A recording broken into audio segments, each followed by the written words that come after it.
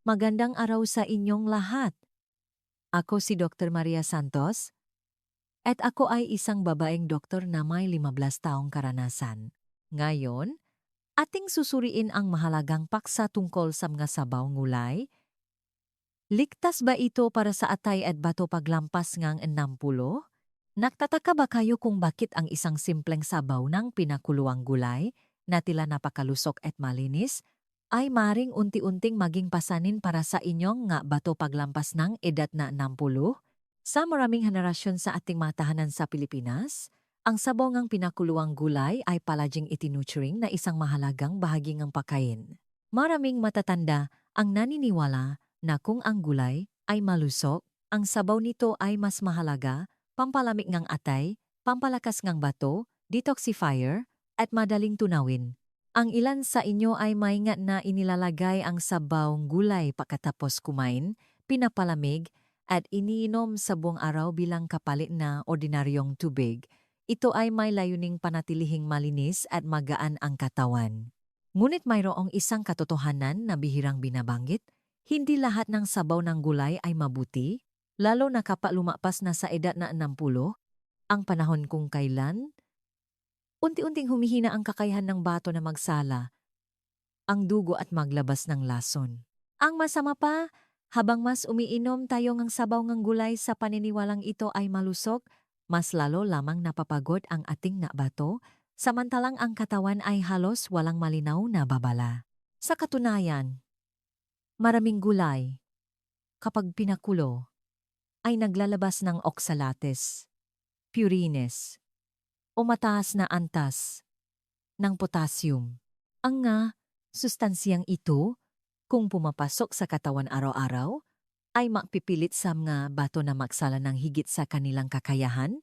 Ano ang resulta? Unti-unting tumataas ang creatinine, mas madalas ang pag-ihi sa gabi, bahagyang pamamaga ng makamay at paa, at sa katagalan, tumataas din ang panganib ng kidney stones at chronic kidney failure. Ang malungkot na bahagi ay nagsisimula ang lahat sa isang nakasanayan na itinuturing na napakabuti. Kaya, ang issue ay hindi kung inom ba ang sabawng gulay o hindi, kundi kung anong uri ang inumin at paano ito inumin. Mayroong ilang uri ng sabawng gulay na dapat iwasan ng lubusan kapag mahina ng bato, ngunit mayroon ding nga uri na kung gagamitin ng tama at sa tamang dami ay napakagaan para sa mga bato, nakakatulong sa panunaw, at ligtas na napapalami sa katawan. Sa video na ito ngayon, ibabahagi ko sa inyo ang 5 uri ng sabawng gulay na maaring unti-unting makasira sa mabato kung mali ang paggamit. At kasabay nito ay ang 5 uring maluso na sabawng gulay na maring gamitin ng moderate upang suportahan ang mabato at ang katawan ng mamatatanda. Ang listahang ito ay nakaayos mula sa pinakamababang epekto hanggang sa pinakamapanganib, manot hanggang sa huli dahil ibibigay ko ang nga partikula na tagubilin sa pagpili ng gulay, pagpapakulo ng gulay, at tamang paggamit ng sabaw ng gulay para sa mga senior citizen upang maiwasan ang maliliit na pagkakamali na maaring madulot ng pangmatagalang epekto. Bago tayo magsimula, umaasa akong magiwan kayo ngang isang maliit na pagbati sa seksyon ng komento. Sang bahagi ngang Pilipinas kayo nanonood? Ang koneksyon na iyon ay tutulong sa atin na bumuo ng isang komunidad ng mga Pilipino na naunawaan ang tamang kalusugan na bubuhay ng aktibo at payapa sa pagtanda. Unang bahagi, 5 uri ng sabawng gulay na tila malusok ngunit unti-unting nakakasira sa bato. Uri bilang 1, sabawng pinakuluang kangkong, water spinach. Mataas sa oksalate, madaling magdulot ng kidney stones. Mga kaibigan, ang kangkong ay isa sa pinakapamilya na gulay sa hapagkainan ng mga Pilipino mula sa probinsya hanggang sa siyudad.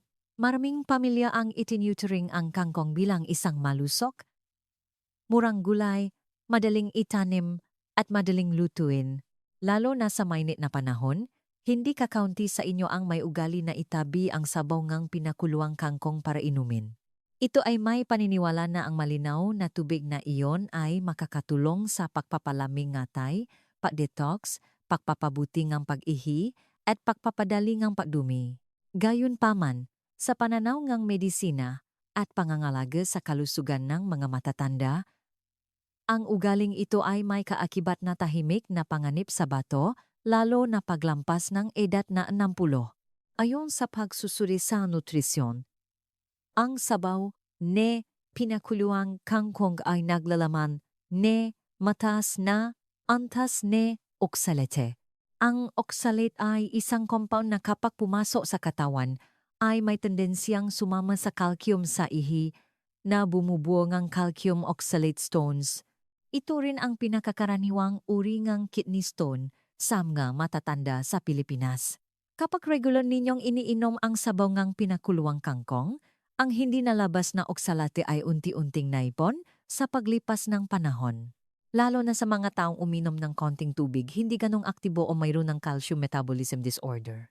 Sa ganitong sitwasyon, ang nga bato ay parang lumang filter na kailangang patuloy na gumana sa mahirap na kondisyon at ang pagbuo ng kidney stones ay magiging isang bagay lamang ng panahon. Hindi lang iyon, ang kangkong ay isa ring gulay na madaling kapitan ng nalalabingang pataba at pestisidyo, lalo na kung itinanim sa mga stagnant na tubig, kanal, o sa hindi kontroladong pagtatanim. Kapag pinakuluang gulay, ang nga nalalabing kemikal na ito ay madaling matunaw sa tubig. At kung iinumin ninyo ang sabaw na iyon araw-araw, ang atay at bato ay magpapasan ng hindi kakaunting dami ng lason. Para sa mga kabataan, ang katawan ay maaring may sapat pa upang makayanan, ngunit para sa mga matatanda, ang atay at bato ay natural nang humina ang function.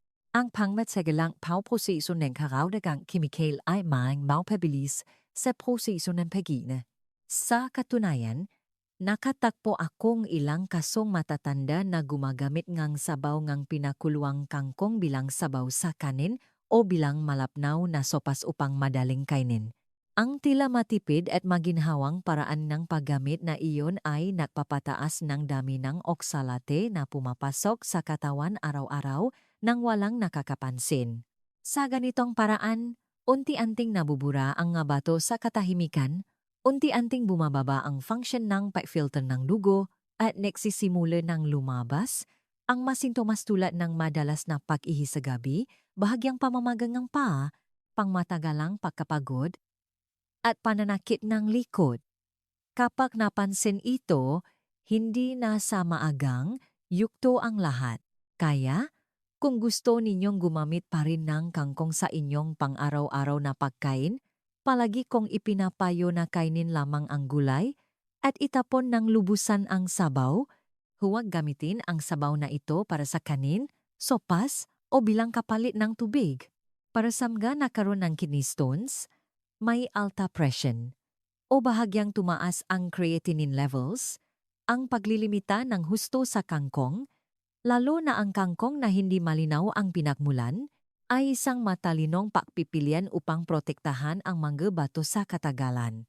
Sa pang-araw-araw na pagkain, maaari ninyong palitan ang kangkong ng gulay na mas magaan sa bato tulad ng upo, calabash, pipino chuchumba, patola sponge gur, petsay bok choy, o ampalaya. Ang magulay na ito ay madaling mabili sa Pilipinas, mababa sa oksalate, madaling tunawin, nakakatulong sa pagpapalami ng katawan nang hindi na darada ng presyon sa bato.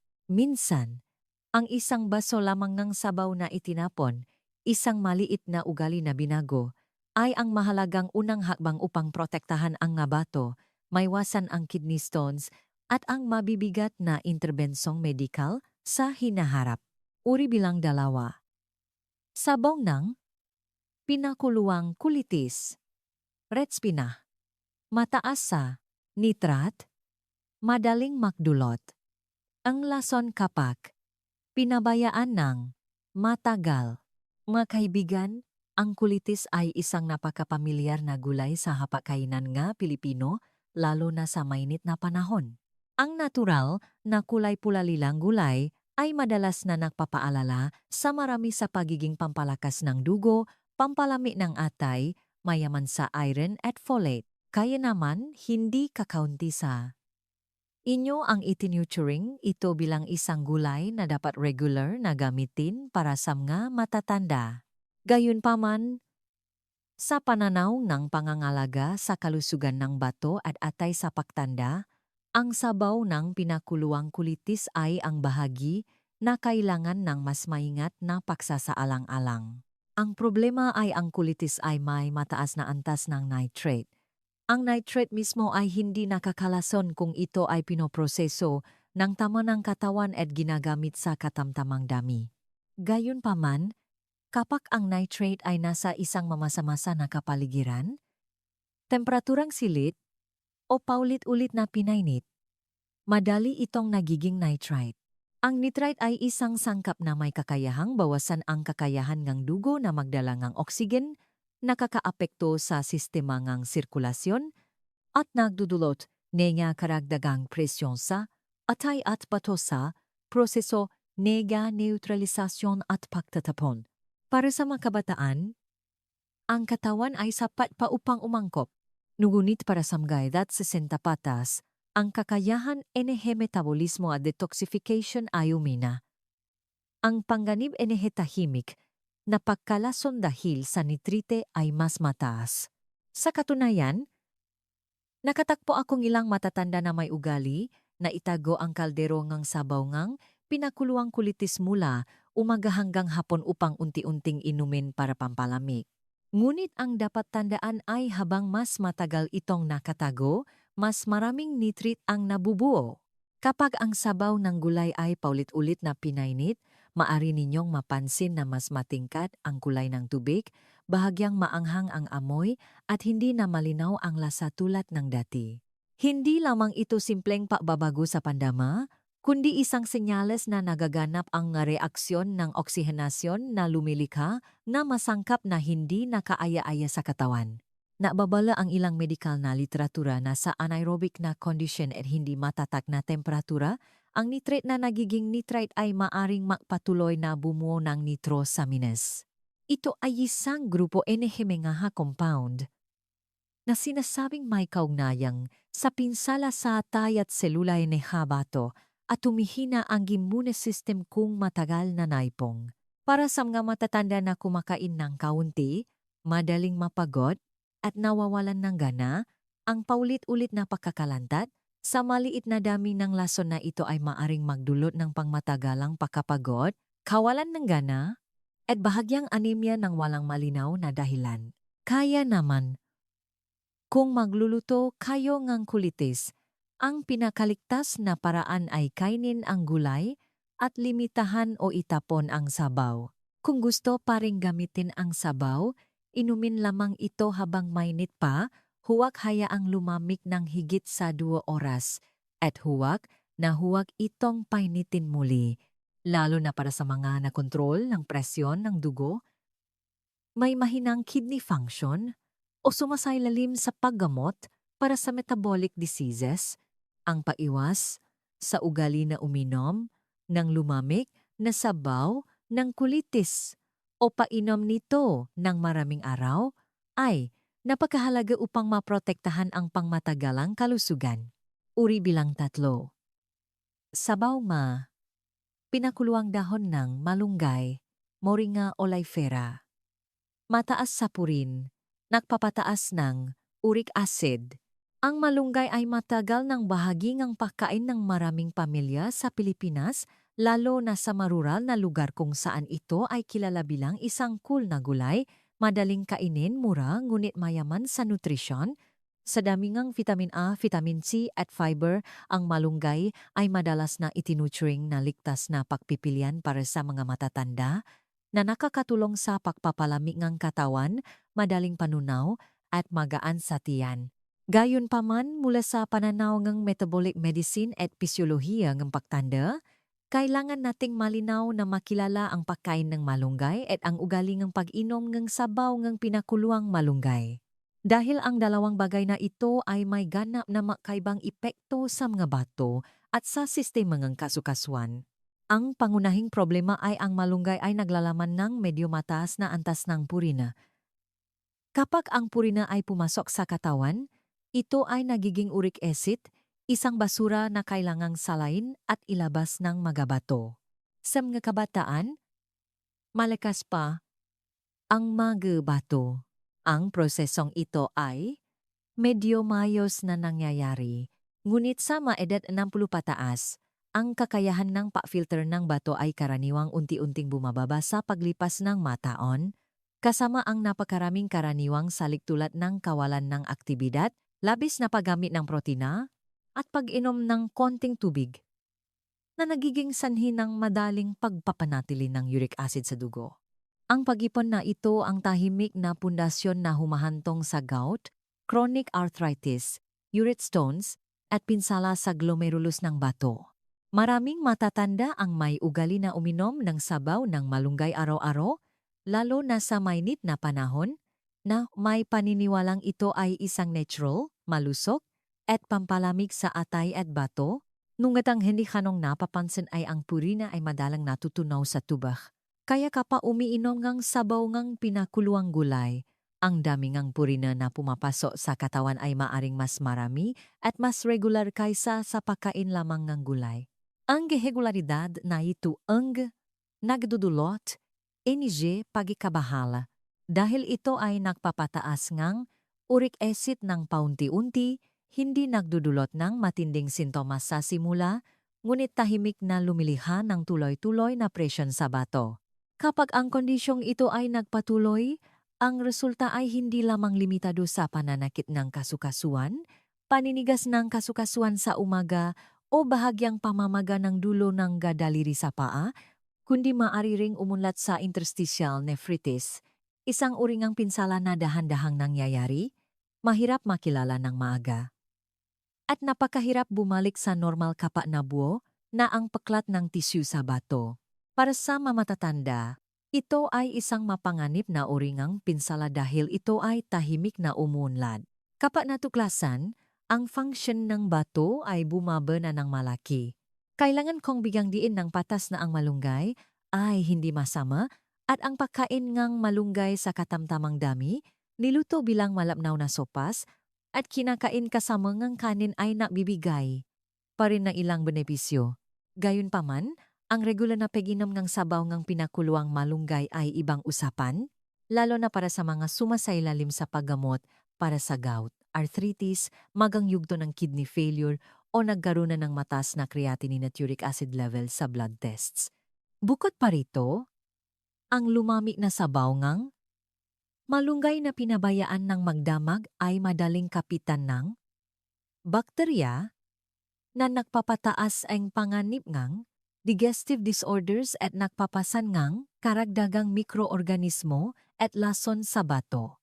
Ang malunggay ay malusok, ngunit ang sabaw ng malunggay ay hindi inumin at lalong hindi gamot na pampalakas ng bato tulad ng iniisip ng marami. Sa pagtanda, ang pagkakaiba sa pagitan ng tamang pagkain at maling pag-inom ay minsan ang nagpapasya sa buong landas ng kalusugan sa hinaharap.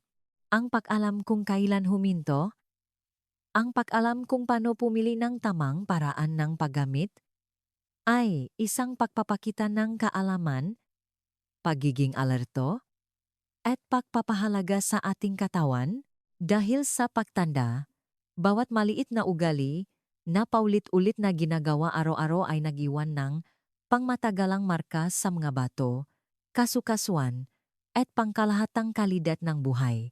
Uri bilang 4. Sabaw ng pinakuluang pechay, bok choy, maaring magdulot ng pangangati kung gagamitin ng sobrang dami.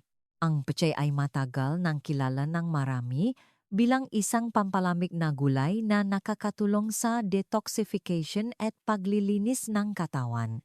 Sa bahagyang maanghang at banayad na lasa, ang pechay ay madalas na lumalabas sa simpleng pagkain ng mamatatanda, lalo na sa mga may ugali na kumain ng light at blend food upang mapanatili ang kalusugan ng atay at bato. Dahil sa magandang reputasyon nito para sa bato, hindi kakaunti sa inyo ang bumubunga, ugali na itabi ang sabaw ngang pinakuluang pechay upang inumin bilang isang natural na pampalamig na inumin araw-araw.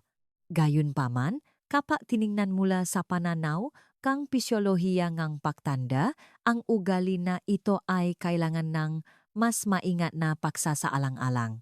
Ang pechay ay naglalaman ng natural na sulfur compounds, lalo na ang isothiocyanates. Ito ay isang grupo ng mga sangkap na may antioxidant properties, sumusuporta sa katawan sa paglabas ng lason, at nag-activate ng detoxification enzymes ng atay. Ngunit ang hindi alam ngang marami ay anumang sangkap na may malakas na epekto, kung labis ang paggamit, ay maaring makaroon ng kabaliktarang epekto. Kapag umiinom kayong sobrang dami ng sabaw ng pinakuluang pechay ng tuloy-tuloy sa loop ng maraming araw, ang bahagyang maanghang na compounds na ito ay maaring magdulot ng pangangati sa lining ng tiyan, bituka at maging sa urinary tract, lalo na sa mga may mahinang kalusugan.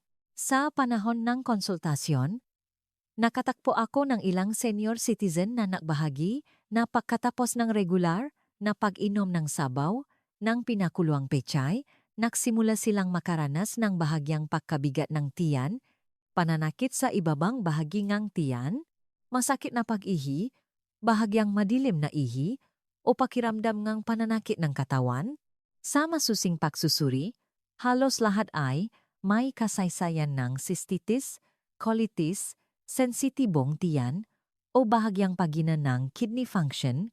Para sa mga ganitong katawan, ang pagpasok ng malaking dami ng maanghang na compound kahit mula sa gulay ay parang pagising sa mga mahihinang mucosa na nagiging sanhi upang mas matindi ang kanilang reaksyon kaysa sa normal.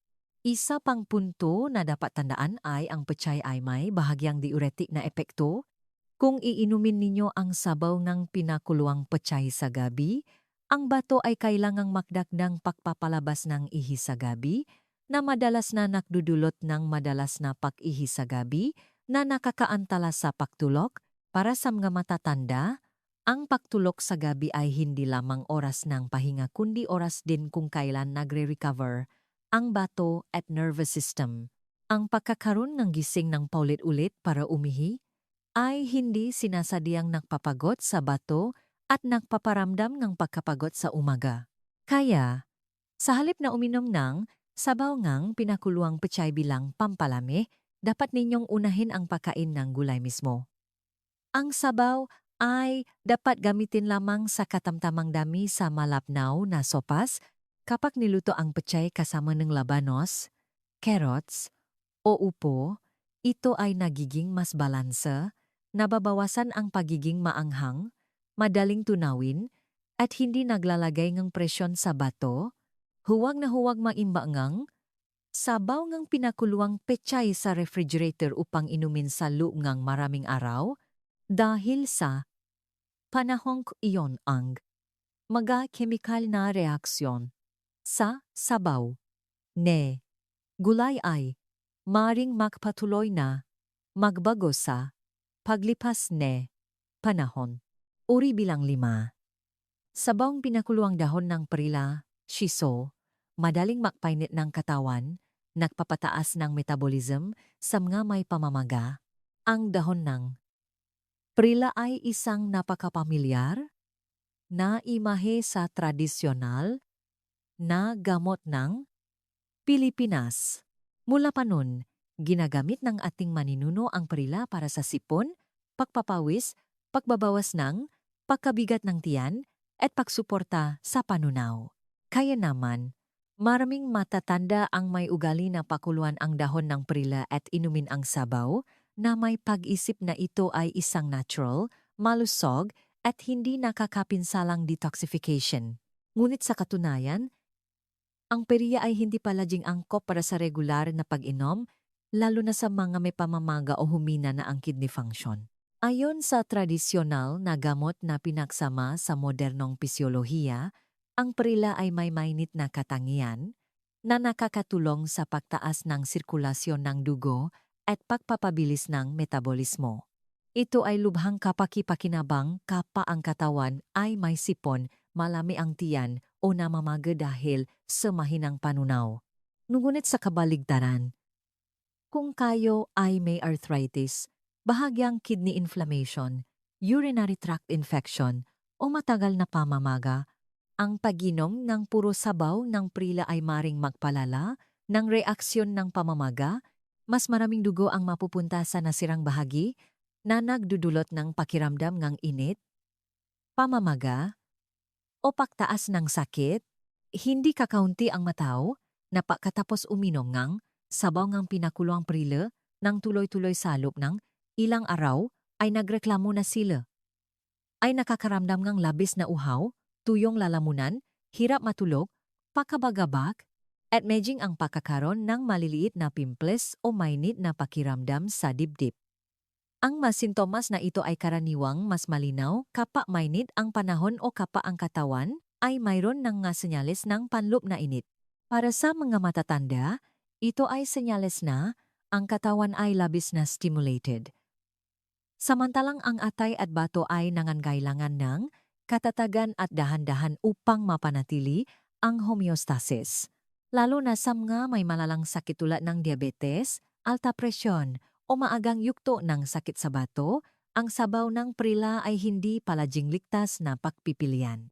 Ang pagtaas metabolismo ay maaaring magdulot ng bahagyang pagbabago-bagong presyong dugo, mas madalas na paghihi sa gabi o pakiramdam ng pagkapagod pagkatapos uminom, lalo na kung gagamitin ng tuloy-tuloy sa loob ng 2 hanggang 3 araw o higit pa. Ang prila ay isang magandang gamot kapag ginamit sa tamang oras at sa tamang dami, halimbawa kapag nagsisimula pa lamang ang sipon, bahagyang ubo o hirap sa panunaw sa maikling panahon. Ngunit kung gagamitin ninyo ang sabaw ng pinakuluang prila araw-araw bilang pampalamig o ihahanda ng maaga upang unti-unting inumin, ang paunang benepisyo ay madaling maging disadvantage para sa katawan. Para sa mga may mahinang bato o may panloob na pamamaga, ang mas ligtas na pagpipilian ay mainit na tubig, malapnaw na inihaw na sabaw ng black beans, o malapnaw na sabawng gulay.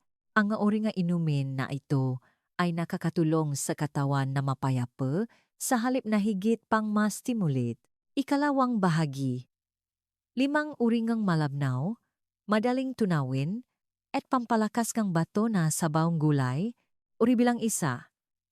Sabawng pinakuluang upo, kalabash. Pampalamig ng atay, banayat na diuretic, nakakatulong sa pagtapon, na labis na asin. Sa culinary life nga Pilipino, ang upo ay isang pamilyar at simpleng gulay ngunit may malaking halaga sa kalusugan, lalo na para sa mga matatanda at sa mga may mahinang bato. Mula sa pananaw ng modernong medisina na pinagsama sa East Asian Wellness Experience, ang upo ay kabilang sa grupo ng mapakain na may katamtamang pampalamig na katangian, hindi nakakastimulate, at hindi nagdudulo energy metabolic burden. Kapag pinakuluang upo, ang tubig, bagaman malinaw, blend, at madaling inumin, ay nagtataglay ng maraming tahimik na benepisyo para sa atay at bato. Ang kahalagahan ng sabaw ng pinakuluang upo ay nakasalalay sa banayad nitong natural na diuretic na epekto na nakakatulong sa katawan na ilabas ang labis na tubig at asin ng hindi nakakagambala sa electrolyte balance at hindi nagdudulot, nege pagkahilo o pagbaba, nege presyon, nege dugo, tulad nege ilang sabaw. Nege gulay na may malakas na diuretic na epekto. Ang upo ay naglalaman ng natural na compounds tulad ng chuchurbitacin na kapag natunaw sa diluted na konsentrasyon sa sabaw, ay sumusuporta sa pagtaas ng dami ng ihisa-isang dahan-dahan na paraan, sa gayon ay nakakatulong na bawasan ang pagpapanatili ng tubig sa tissue, bawasan ang pamamaga ng paa, at papapagaan ng panloob na presyon sa sistema ng pag-filter ng bato. Para sa mga matatanda, ito ay isang napakahalagang benepisyo dahil sa paglipas ng panahon, ang nga bato ay hindi na makapag-regulate ng sodium ng may kakayahan tulad ng noong bata pa. Kapag naipon ang labis na asin, ang katawan ay madaling mapasok sa isang cycle ng alta presyon, pamamaga, ang puso ay kailangang gumana ng mas mahirap at ang mga bato ay mas lalong napapagod. Ang sabawng pinakuluang upo, Kung gagamitin ng tama, ay parang isang tahimik na suporta na nakakatulong sa katawan na maglabas ang kaunting pasanin nang hindi pinipilit ang mabato na magtrabaho ng labis. Isa pang malaking bentahe ay ang upo ay halos walang matas na oksalate, walang purine, at ang potassium content ay nasa laktas na antas. Ito ang tatlong salik na madalas na iniwasan ng mga may kidney stones, gout, o magang yukto ng kidney failure kapag pumipili ng sabaw ng gulay. Dahil sa katangyang ito, ang sabaw ng pinakuluang upo ay itinuturing na isang angkop na pagpipilian para sa mga edad 60 pataas, mga may alta presyon, may diabetes na may bahagyang pamamaga o bahagyang tumataas ang creatinine levels ngunit hindi pa nangangailangan ng matinding interbensyon ng gamot. Gayunpaman, upang ang sabaw nga, pinakuluang upo ay maging tunay na kaibigan ng bato, ang paraan ng paggamit ay mahalaga. Dapat itong inumin habang mainit pa pagkatapos lutuin. Huwag hayaang lumamig ng matagal. Huwag itago sa refrigerator. At huwag itong painitin muli ng maraming beses.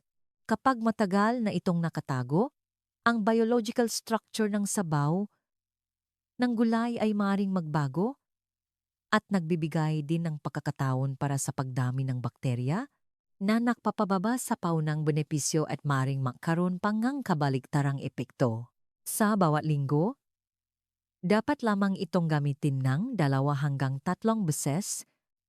Bawat beses ay isang maliit na tasa, inumin sa tanghali o sa unang bahagi ng hapon.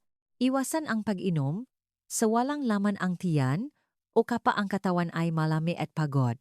Para sa mga matatanda, ang sabaw ng pinakuluang upo ay hindi gamot, kundi isang pagpipilian para sa mabagal at matalinong pamumuhay. Ipinapaalala nito sa atin na ang pangangalaga sa bato ay hindi nangangailangan ng makumplikado o mamahaling bagay, kundi minsan ay nagsisimula lamang sa isang simpleng sabaw ngulay sa tamang oras at sa tamang dami upang ang katawan ay makapagpahinga, makapag-regulate at makabawi sa pinakamatibay na paraan. Uri bilang 2, sabaw ng pinakuluang kalabasa, squash, pampalakas ng dugo, nakakatulong sa pagkontrol ng blood sugar. Napansin ba ninyo na sa kusina ng Pilipinas, ang kalabasa ay laging lumalabas bilang isang pagkain na parehong pamilyar at may malaking kahulugan sa wellness? Hindi lamang bilang sangkap para sa makaraniwang sopas at stews, ang sabaw ng pinakuluang kalabasa, kung gagamitin ng tama, ay maari ding maging isang banayad na inumin na sumusuporta sa dugo, cardiovascular system, at glucose metabolism sa mga matatanda. Mula sa aking pananaw, hindi lamang ito ordinaryong sabaw gulay kundi isang uri ng selective liquid nutrition na napakaangkop para sa katawan na lumampas na sa edad na 60. Ang kalabasa ay mayaman sa beta-carotene na kapag pumasok sa katawan ay nagiging vitamin A kasama ang iron, B vitamins at natural antioxidants. Kapag pinakulo, ang ilan sa masustansyang ito ay natutunaw sa tubig na lumilikha ng isang mapusyaw na kulay kahel na kulay at isang napakakatangyang tamis na hindi nangangailangan ng asukal o pampalasa. Para sa maraming matatanda na madalas makaranas ng bahagyang anemia, maputlang balat, malami na kamay at paa at madaling mapagod, ang isang tasang ng mainit na sabaw ng kalabasa ay makakatulong na mapabuti ang sirkulasyon, suportahan ang pagbuo ng red blood cells, at gawing mas comfortable ang katawan pagkatapos kumain. Ang mas kahanga-hanga ay ang aspetong blood sugar. Naitalang ng modernong nutrition research na ang kalabasa ay naglalaman ng natural polysaccharides, isang grupo nga compound na nakatulong na pabagalin ang pagsipsip ng asukal sa dugo, sumusuporta sa aktibidad ng insulin, at nililimitahan ang post-meal hyperglycemia. Para sa mga edad ng patas, kapag nagsisimula ng lumabas ang insulin resistance o nasa pre-diabetes stage, ito ay isang malaking bentahe. Higit sa lahat, ang prosesong ito ay nangyayari ng banayad, hindi nagdudulot ng sugar shock, at hindi naglalagay ng karagdagang presyon. Sabato sa pag-filter ng asukal tulad ng paggamit ng matatamis o concentrated fruit juices. Mula sa karanasan sa pagsubaybay sa maraming tunay na kaso, napansin ko na ang mga matatanda na gumagamit ng sabaw ngang pinakuluang kalabasa sa tamang dosis na sinamahan ng regular na pagkain ay karaniwang mas kaunting pagkapagod pagkatapos kumain. Mas malinaw ang pag-isip at mas matatak ang blood sugar kumpara sa paggamit ng ibang natural na matatamis na inumin. Ipinapakita nito na minsan ang katawan ng matatanda ay hindi nangangailangan ng labis kundi tama at katamtaman lamang. Gayunpaman, tulad ng lahat ng kapakipakinabang na pagkain, ang sabaw ngang pinakuluang kalabasa ay hindi dapat abusuhin. Sa bawat linggo, dapat lamang itong gamitin ng 2 hanggang 3 beses. Bawat beses ay humigit kumulang 150 hanggang 200 ml. Inumin bilang isang inuming suplemento at hindi kapalit ng tubig. Huwag na huwag magdagdag ng asukal, huwag inumin ng lubusang walang laman ang tiyan. At dapat itong gamitin habang mainit pa ang tubig.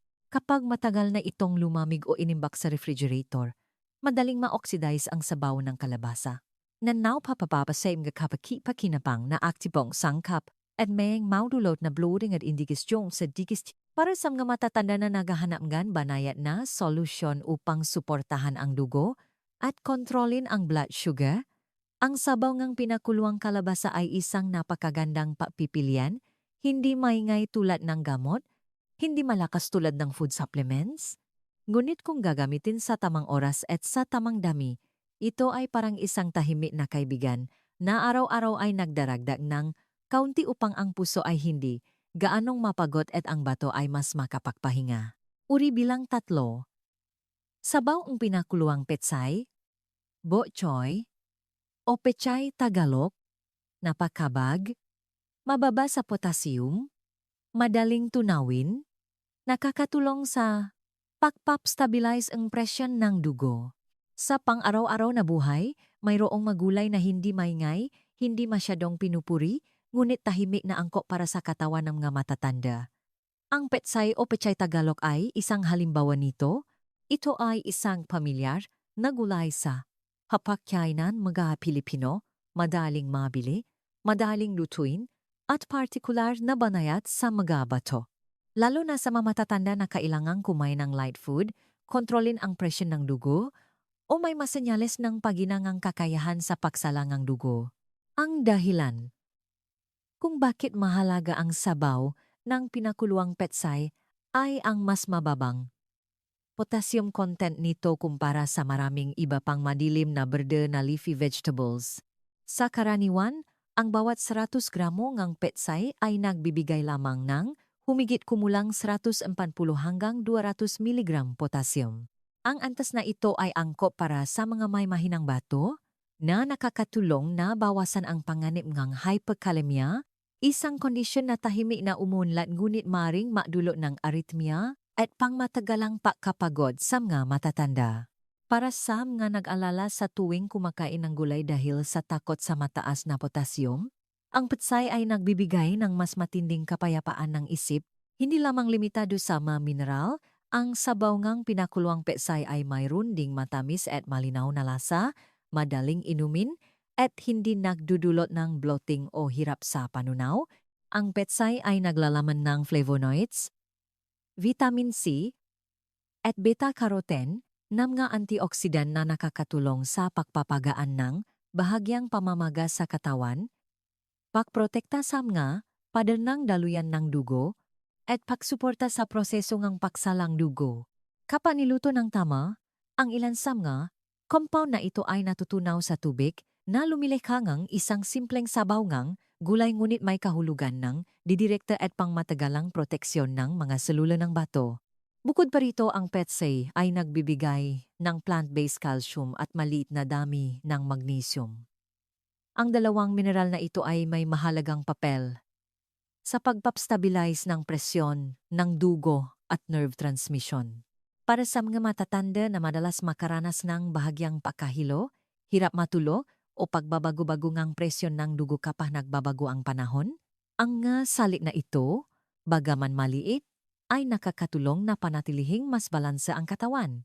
Sa mainit na panahon, kapag nararamdaman ninyong tuyo ang bibig, nawawalan ng gana, pagod, at madaling tumaas ang presyon ng dugo. Ang isang tasaang mainit na sabaw ng petsay na walang asin na inumin pagkatapos kumain ay maring maging isang matalinong paraangang rehydration. Nakakatulong ito sa katawan na unti-unting sumipsip ng tubig, hindi napapalapnaw ng electrolytes at hindi naglalagay ng presyon sa puso at bato tulad ng pag-inom ng labis na malamig na tubig ng sabay-sabay. Lalo na para sa mga gumagamit ng diuretics o gamot para sa alta presyon, ang uri ng sabawng gulay na ito, kung gagamitin ng tama, ay hindi makakagambala sa electrolyte balance kundi susuportahan ang proseso ng metabolismo na mangyari ng mas maayos. Gayunpaman, upang mapanatili ang likas na kabutihan, ang paraan ngang paghahanda ay mahalaga.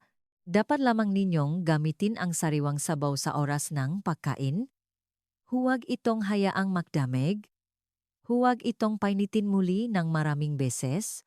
Ang gulay ay dapat piliin na sariwa, hugasan ng malinis, pakuluan sa loop ng 3 hanggang 5 minuto, lutuin lamang hanggang sa maluto, at agad na salain ang tubig.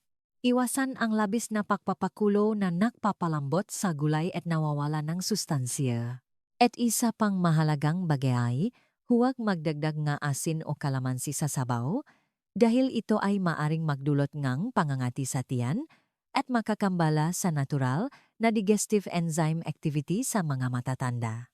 Uri bilang 4. Sabang pinakuluang ampalaya, bitter gourd, pampalami, nakakabawas ng bahagyang pamamaga, madaling sipsipin sa yaman ng folk cuisine ng Pilipinas. Ang ampalaya ay madalas na binabanggit bilang isang banayat, simple, at kahit na medyo bland na pagkain.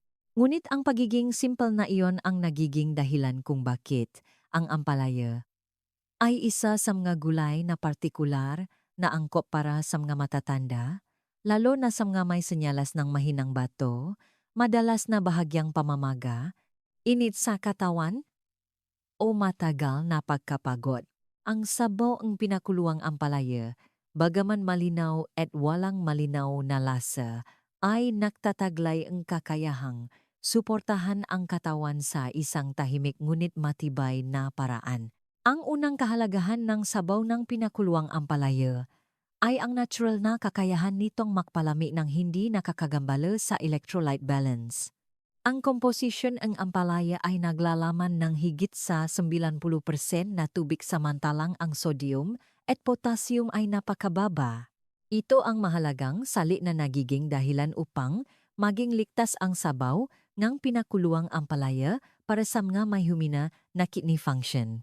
Kapag umiinom ng isang tasa ng mainit na sabaw ng ampalaya sa tanghali o sa unang bahagi ng hapon, ang katawan ay maaring magtaas ng paglabas ng labis na sodium, bawasan ang presyon ng pag-filter sa bato, at kasabay nito ay makakatulong sa atay na magpalamig pagkatapos maraming oras, pagproseso ng pagkain at gamot.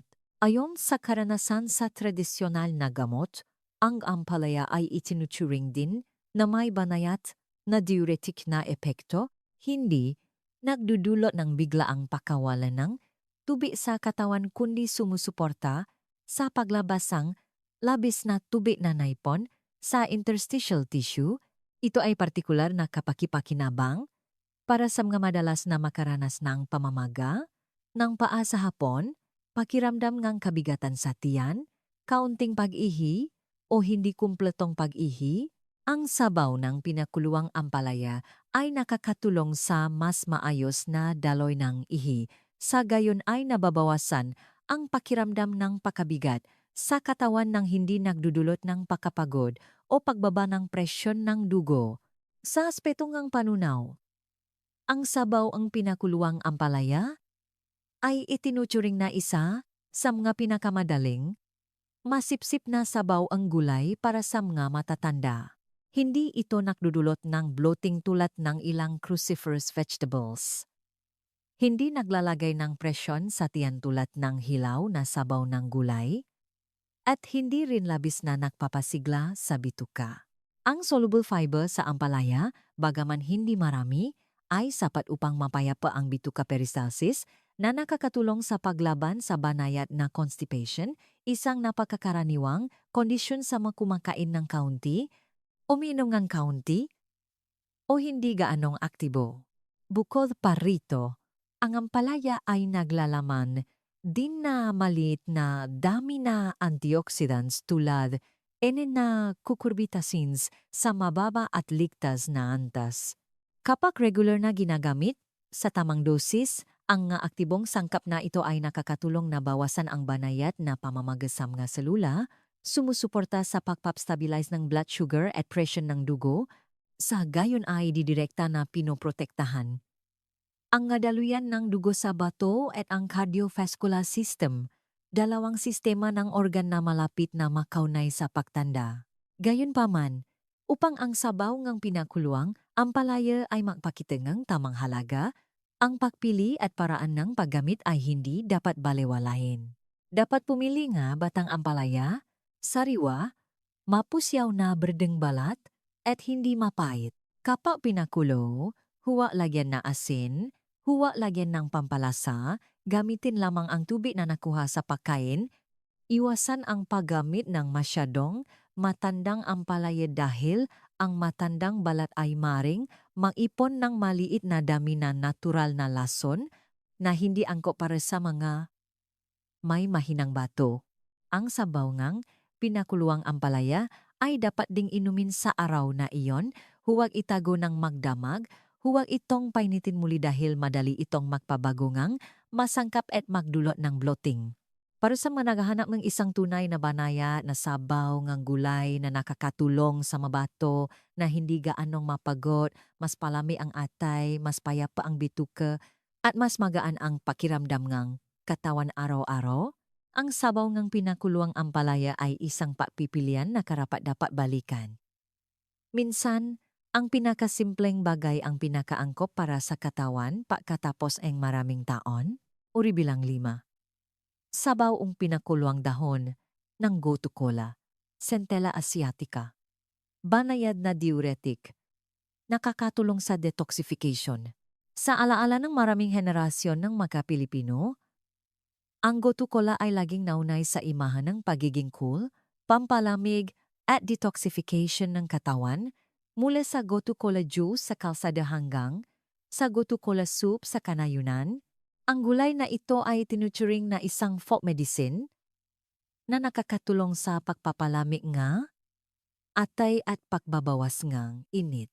Gayunpaman, kapag lumipas na ang middle age at senior years, lalo na sa mga may humina na kidney function, ang paraan ng paggamit ng gotu kola ay kailangan ng mas pinong pagsasayos. Sa panahong ito, ang sabaw ngang pinakuluang gotu kola, sa halip na hilaw na blended smoothie o concentrated gotu kola tea, ay nagiging isang mas banayad, angkop, at ligtas na papipilian para sa katawan na nangangailangan ng pangangalaga. Sa scientific na pananaw, ang gotu kola ay mayaman sa flavonoids, polyphenols, at natural saponins.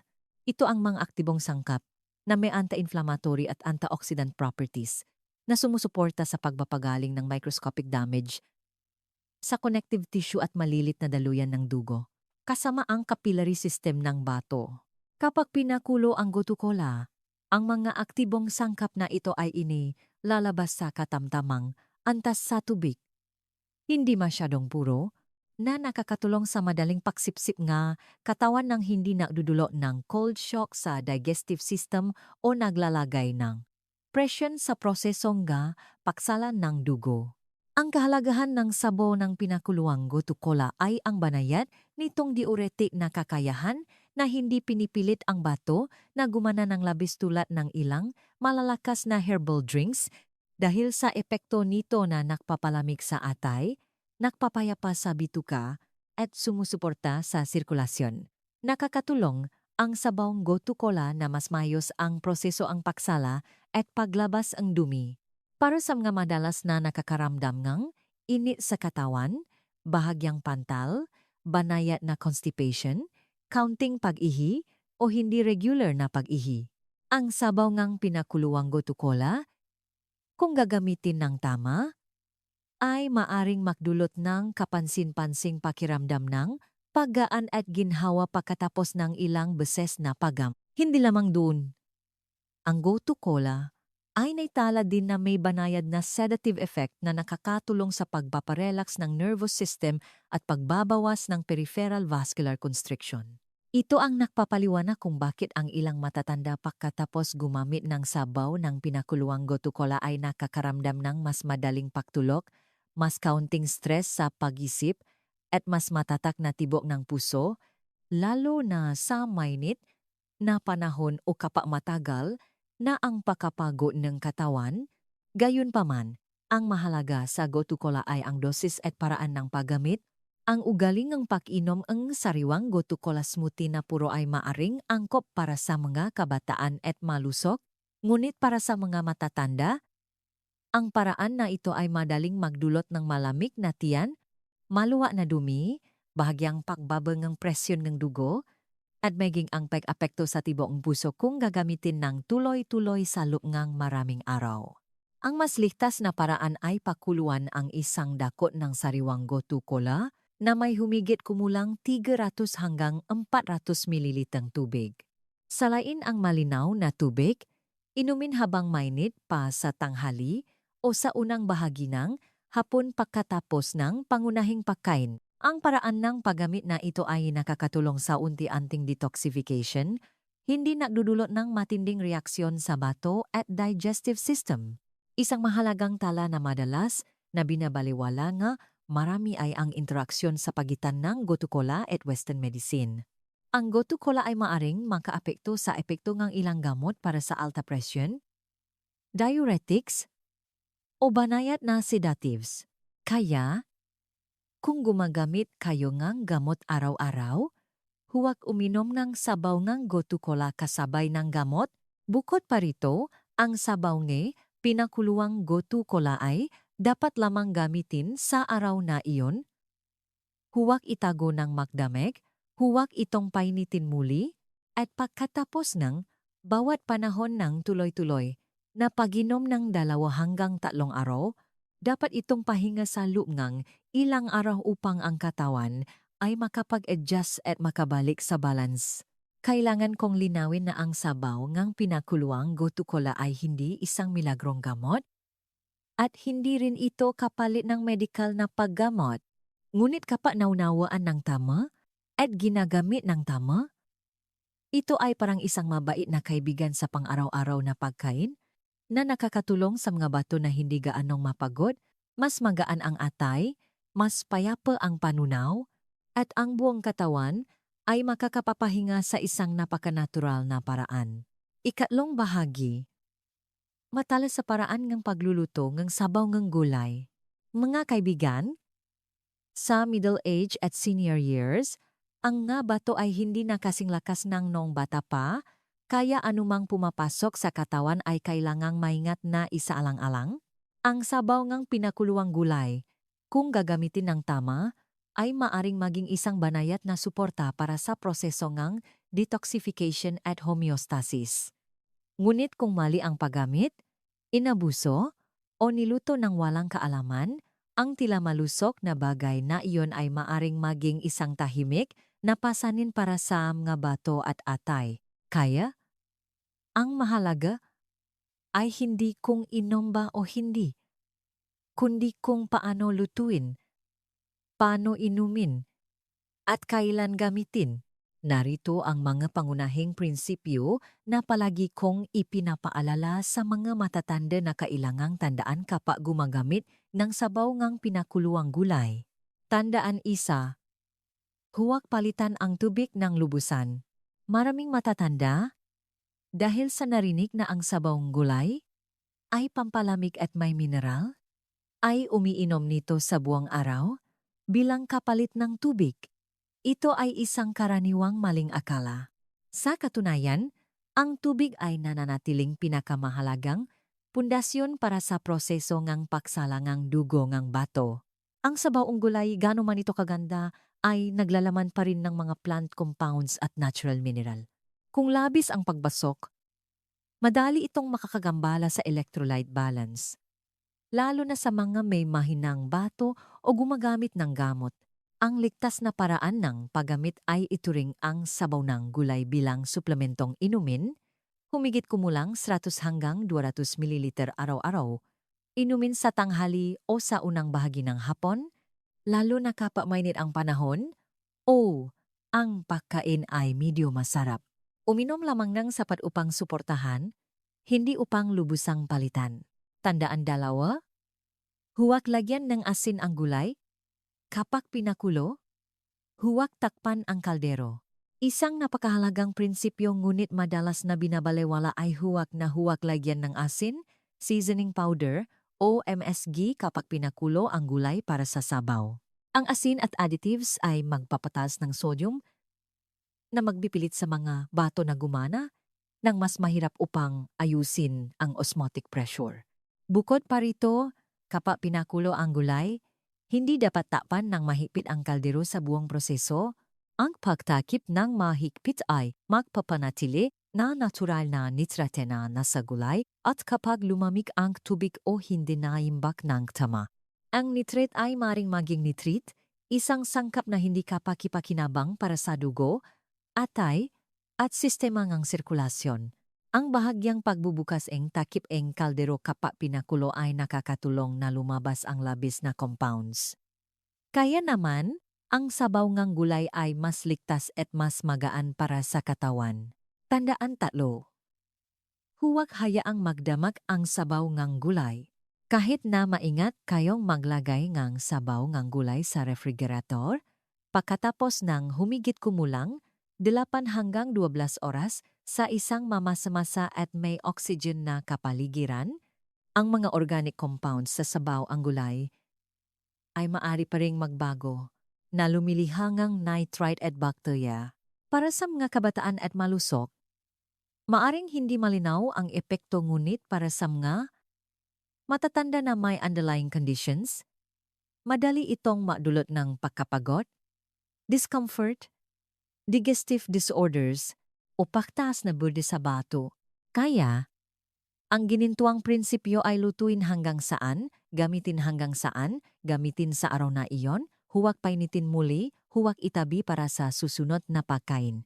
Ang pakaingat na ito ang para ng tahimik na pagprotekta sa sarili. Tandaan 4. Unahin ang malinis, walang pestisidyo na gulay. Ang kalidad ng gulay ang direktang nagpapasya sa kaligtasan ng sabaw. Ang gulay na gagamitin para sa sabaw ay dapat na malinis, natural na itinanimim, o mula sa isang mapagkakatiwalaang pinagmulan.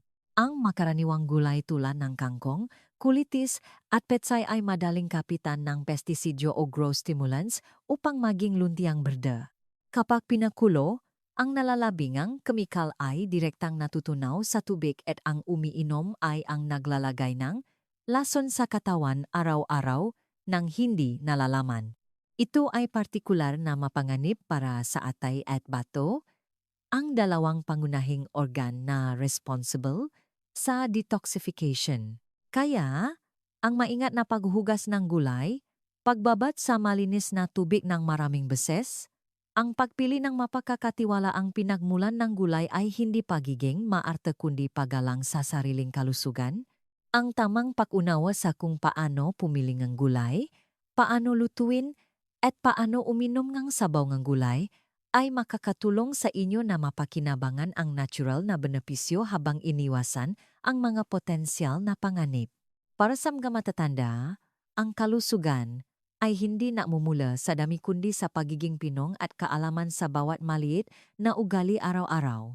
At kung nanonood pa rin kayo hanggang dito, nice kung anyayahan kayong mag-iwan ng numero 8 sa section ng komento.